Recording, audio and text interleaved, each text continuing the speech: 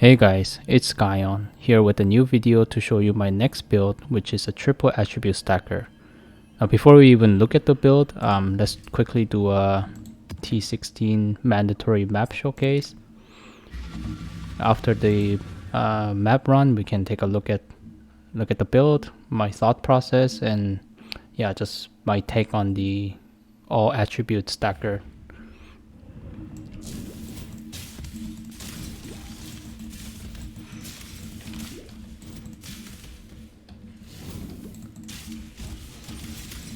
So the build is feeling amazing. It is very fun to play, and also it's very fun to build around. I just like the idea that you can open your character sheet and then you have like a numerical measurement that tells you kind of, okay, bleeding is so scary when I don't have life flask.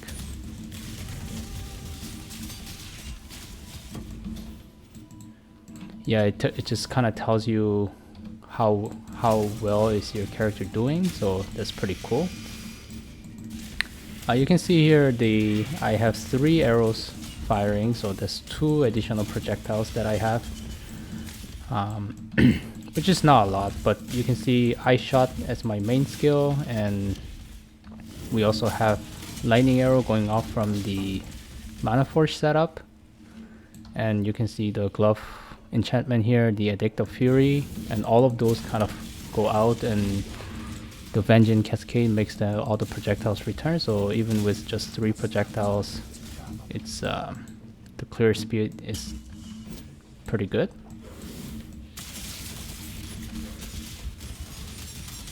And there's the boss.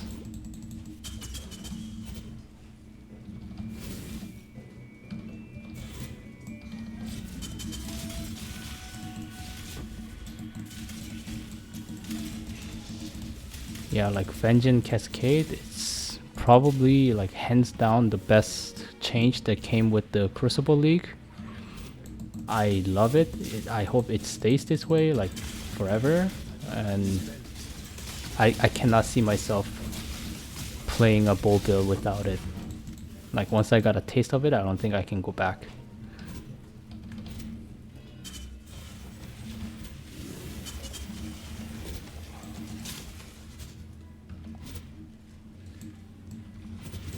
So I am doing the same thing where I'm just unlocking Crucible Tree on random rare bows and see what I get. So let's continue doing that.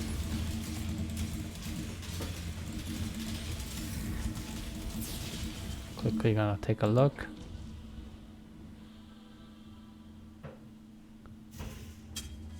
And not too interesting.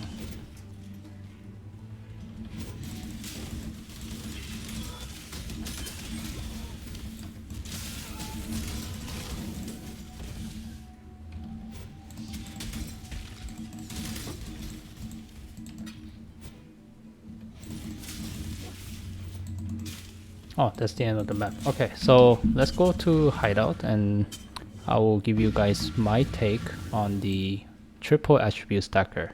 So we are looking at a level 97 Inquisitor. We just passed 800 of all the attributes. Basically, in case you're not familiar with it, the concept of attribute stacking is pretty simple. There are 3 things you're essentially doing. So I will explain. If you hover over each of these attributes, they have default bonuses per attribute. So the first thing you're doing is you're basically adding more to the pool of bonuses on top of these default bonuses. So basically, like using examples from my character here, first thing we're using Poised Prism, which gives you fire, cold, and lightning damage per 10 of the attributes, so that's being added to the pool. The Cyclopean Coil Belt here, along with the passive tree, the attribute mastery right here, 1% increased damage per 5 of your lowest attribute. That's getting added to the pool. And being an Inquisitor, taking Righteous Providence, critical strike chance per strength or intelligence, whichever is lower. So yeah, so all of those are getting added to the pool of bonuses that you gain per each of these attributes. So that's the first thing. The second thing you're doing is you are boosting, where possible, those bonuses in your pool. So one prime example is obviously the Widow Hail bow here. Remember, if this bow reads 100% increase bonus gain from equipped quivers, it means everything here is doubled. So in my case, 225 is 3.25 times everything you see here, and obviously you can roll all the way up to 250. So again, those damage per attributes are getting boosted by the bow here. Another example is my Iron Fortress. The default 1% melee physical damage per 5 strength is getting boosted to 3% per 10 strength. So essentially this is equal to 1.5% per 5 strength. So it's the default bonus is getting boosted by 50%, which is pretty huge. And lastly, the third thing you're doing is whatever is useless to the build of your choice, or like you're kind of converting them to something that's beneficial for your build, or even if you have a specific way you want to build your character, then you're kind of converting it towards that as well. So again, going back to the strength bonus getting boosted, even though it's getting boosted, it's doing absolutely nothing for my eye shot and deadeye because melee physical damage doesn't do anything. We are changing or converting that to a spell damage through Iron Will, and to convert all of that to a spell damage, and then the spell damage coming back using Crown of Ice back to a generic attack damage at 150% of their value. So that's now becoming a bonus that's benefiting our build. And likewise for defenses, I chose to give up evasion rating, and I want to go for spell suppression. So at the cost of losing evasion rating, using Mage Bane, we get spell suppression per dexterity, and armor, all the evasion rating converted to armor. So we are rocking like close to 12k armor, which is not too bad, and then we're capped 100% spell suppression, so that's pretty good. So after you build your pool and boost it and convert it however you want, the next is obviously like building up the numbers here. There are generally 3 areas that you're looking for. Like down here you have the big strength node here, and then here you have the big dexterity nodes, and then here you have the big intelligence node, and those are kind of what you want to build your passive tree around. Obviously if you come out to the edge of the tree and then kind of just ignore everything and then go to all 3 areas, you do have enough passive points to do that, but you obviously don't want to do that because you have all these keystones that you want to take, all the life and the damage nodes that are good, that you just should not ignore. So there are no right or wrong way to build it. It's basically based on like your intended gear, but generally like people try to hit 2 of the 3 areas and then use other methods to make sure the third remaining attribute kind of keeps up. So in my case, my previous character was a strength character, a strength stacking character, so I have some strength gear, so I decided to hit the dex and the intelligence area and make sure my strength kind of keeps up with the other 2 through my gear. So coming right up out of Templar, like we are like going through the strength side and a little bit of strength side, and then going straight to the dex and all the way to the intelligence. And obviously in any attribute stacker, you want to kind of have a linear pathing to prepare yourself for a split personality setup. So first of all, I chose to go with the increased spell damage cluster here, because again it's coming back as at 150%. Sorry, the spell damage is coming back as a attack damage at 150% of their value, so it is probably the best one. And I am using eye level 84, but not to its full potential, because ideally I want to roll 35% increase effect along with like all attributes or strengths, whatever, chaos resistance, but this is the best I got so far using alteration spam, so that's what it is.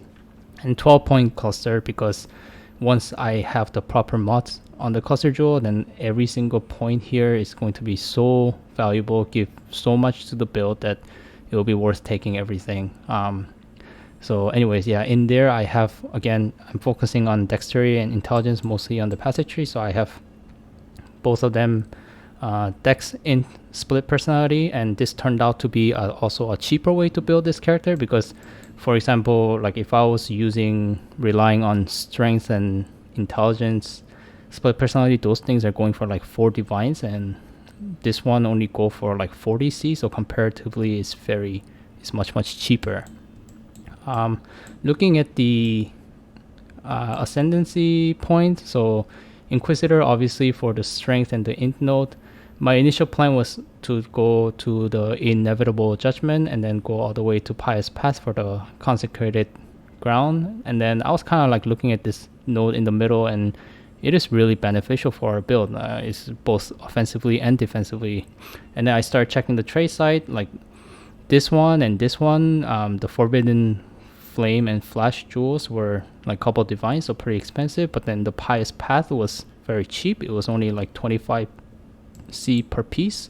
So the whole set over here cost me about 50 chaos, and then now we are able to rock a 5 ascendancy point Inquisitor that has everything I want.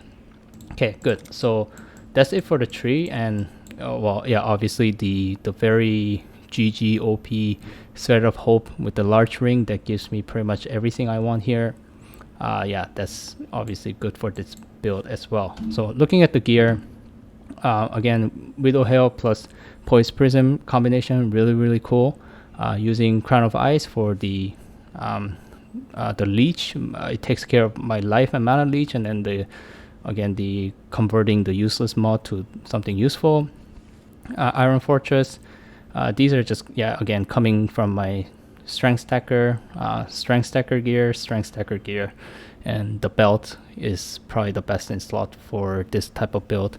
My rings are pretty much life, resist, and whatever attribute that I can find, and the amulet is a strength implicit amulet, again coming from the strength stacker, with some flat intelligence and crafted dexterity. It's at this point, like, it's really balanced game where you're trying to not only just trying to increase the numbers here, but you want to keep them as close as possible, because some of the bonuses are like, like crit on the lower, based on the lower amount between strength and intelligence, and like the belt, and then the attribute mastery, like which is increased damage per 5 of your lowest attributes. So you want to keep them close, not just boost the number and like not care about it. Okay, good. So now that was the gear. Now my gem setup quickly is dash with second wind, mark on hit, sniper's mark. I have foul molten shell here with mana force arrow, frenzy, and power charge on crit for the charges. My auras are precision, defiance banner, determination, herald vice, and my main 6th link is a foul eye shot with inspiration, augmented damage with attacks, trinity, increased crit damage, and faster attacks. And my mana forge setup has mana forge setup with the lightning arrow has life tap, trinity support, and augmented damage with attack. And if I ever get a 6th link here, probably the last link is going to be inspiration. Now, in case you haven't came across how life tap interact with mana forge arrow, basically this one says if you use 300% of the link skill's mana cost, which is lightning arrow in this case, if you use other bow skill like an eye shot and then use the mana using the eye shot equal to like 300% of the cost of lightning arrow, then it will shoot the lightning arrow. But basically, if you use life tap, your mana cost for lightning arrow becomes 0. So anything multiplied by 0 is 0. So what's gonna happen is when you fire eye shot, it's also going to fire lightning arrow all the time. And by all the time, what I mean is like the mana forge arrow support has a built-in cooldown. So yeah, it's gonna fire every time it's off cooldown pretty much. So yeah, so that's the gem setup. Now I want to quickly talk about some of the alternatives or and some of the things that I can do to the character to kind of improve it, if anything.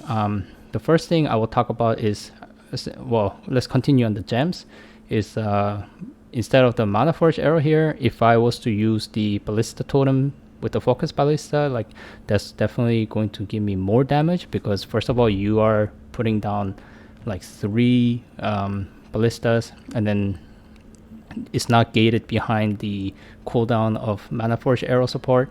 So every time you shoot your ice shot, like they will also, all 3 of them will also fire. So that's definitely going to be a lot more damage. But just a personal preference, I choose to play with the one-click style and then have this automated. And right now for the contents that I'm farming, like I don't feel like my damage is really lacking. So yeah, that's kind of like what I have. Same thing with the aura setup. I think the like Herald of Ice, I have it because it was my personal preference. I love seeing the shatter, I love hearing the shatter. But if you look at what it's really doing, it's just giving us like a very small amount of added cold damage, and it's very ineffective in a build like this where we're already building a lot of flat damage.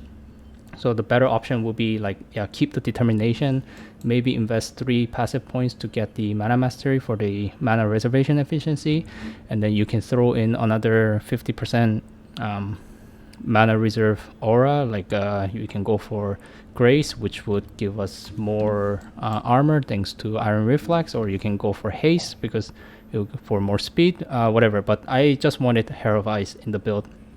And then that allowed me to, since it's only 25%, it allowed me to run the 10% Defiance banner and the the level 1 precision, and I still have enough mana to kind of like use all my skills, so that's good.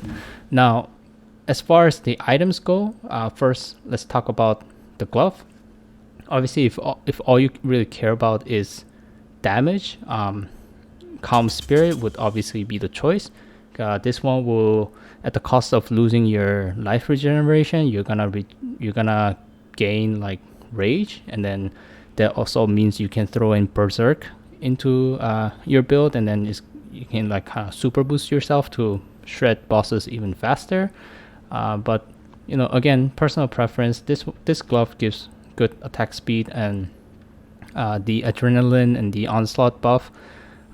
Because of the Mana Forge arrow, now using life tap, always using the life. So once I life go down and then I hit the enemy, and then the life leech kicks in, and then the 2 buffs come in, it's working out pretty nicely. And again, I do not, for the contents at least I have tried, I don't think I need the extra damage, so just sitting here. But that's one option for upgrade.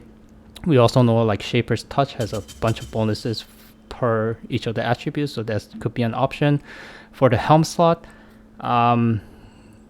if I was to like immediately trying to push this above 1000 each, which is my goal by the way, obviously if you use the Black Sun Crest or something, that with a perfect roll, it can give you up to 15% increase of each of these 3 attributes. So that, I think that item alone probably pushed this above 1000, because we're going from something that doesn't have any attribute to 15% of each. So that'll be one option. Another popular option is the Fractal Thought helmet. Now that helmet has a good bonus. I think it gives elemental damage per dexterity, and it also has 2 conditional kind of like a bonus, much like the belt. Now the reason I'm not using that helmet is because the first bonus is it gives you up to 40% crit multiplier if dex is higher than int. So actually, yeah, before we continue with that, so looking at the belt, I don't really care about being ignite immune. If it is like triggering somebody's OCD or something, like I have it on the flex, done, no ignite. But all I really care about here is being freeze and shock immune. So following the rules of this belt, I want to keep my dexterity as the highest, and then followed by intelligence, followed by strength. So going back to the Fractal Thought helmet, the dex has to be higher than intelligence to get the crit multi bonus, so that's good. But then the second bonus where it says 15% increased dexterity if strength is higher than intelligence. Now that goes against what the rules of this belt, and then if I go for the 15% increased dexterity, like I'll be losing the shock immunity, and I don't want to use like purity of elements, like whatever. So yeah, so I'm not using that. And also another thing is, like if I use like either the Black Sun Crest or the Fractal Thought, like I will be losing out on the spell damage converted and then back to attack damage, at least like passively, that's coming from this helmet. So to kind of salvage that, I will need to throw in Battle Mage's Cry into my build, which means I'll be wanting to come here and at least get Call to Arms. And now if we do that, my left mouse button click slot, there will be a fight over my guard skill and the War Cry. And then the War Cry, you know, is very like the damage will be very situational, because if I didn't use War Cry and then the War Cry buff expire, like I would not have the damage buff. Even if I use it, like did I use it on just one white monster versus like a unique boss, whatever. So the damage is not going to be consistent. And so, you know, like this one has accuracy and takes care of both life and mana leech, and then it has consistent damage boost on all the time passively. So, you know, like it is my choice of helmet for now. So yeah, anyways, but you know, I'm just talking about other possible options, right? And then lastly, I'm gonna talk about the armor and the amulet here. Obviously, if you look at, okay, so my amulet probably giving me most strength, followed by, you know, decent intelligence, and probably the smallest amount will be dexterity. And this one is obviously giving me just crap ton of strength with no dex and int. The other viable choices would obviously be the Astromantis, which can give you like 120 attributes, whatever. And then there's for the body armor is Sackle's Nest, which can roll up to 75 of all attributes. And obviously those two items would definitely push these above 1000. Now if at least from my current situation, if I switch into those two, what's gonna end up happening is all the three numbers will go up, but then the gap between the strength versus the other two is going to be much bigger. And you know, the way I would personally solve it is, if you know my previous video, like I have this OP Lethal Pride, seed number is 13100. If I just slot this in here, first of all the small nodes going to get like +4 strength, and then like I have 20 strength here, and then 5% increased strength, 5% increased strength, 5% increased strength, 5% increased strength, and 5% increased strength. So that will be kind of like what I do to close the gap between strength and the other two if I swap those out. And that will put me into like comfortably over 1k, and then all of them close by, and then I just gotta make sure, you know, I respect that sequence of dexterity first, intelligence second, and strength third. Yeah, so I think that's my kind of went over everything. I don't think I forgot anything. So if yeah, you got to this point in the video, I would like to thank you very much for watching. If you can go a little bit further, take an extra moment to like the video, subscribe to the channel. I will be really thankful. Yeah, just a small moment of your time would really go a long way for me, and I would appreciate any form of support. So yeah, thank you very much for watching. That was my take on the all attribute stacker, and I will see you in the next video.